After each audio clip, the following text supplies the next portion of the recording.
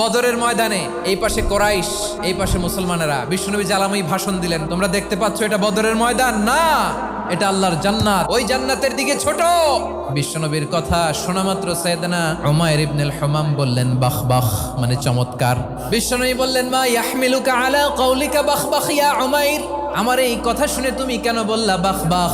ইয়া রাসূলুল্লাহ, আপনার এই কথা শুনে আমি বড্ড খুশি হয়েছি, আর আমি প্রত্যাশা করছি আমি যদি ওই জান্নাতের মালিক হতে পারি তাহলে কতই না ভালো হতো। সুবহানাল্লাহ বলেন। বিশ্বনবী বললেন উমাইর আনতা মিন আহলিহা, তুমি ওই জান্নাতের অধিবাসী, তুমি জান্নাতি। উমাইর চিন্তা করলেন আমি জান্নাতি, নবীর মুখ দিয়ে যখন বেরোইছে ওই জান্নাতে তো আমার ঢুকতেই হবে, কিন্তু হাতে 3টা খেজুর খেয়ে যদি জিহাদের ময়দানে যাই তাহলে জান্নাতে যেতে তো দেরি হয়ে যাবে।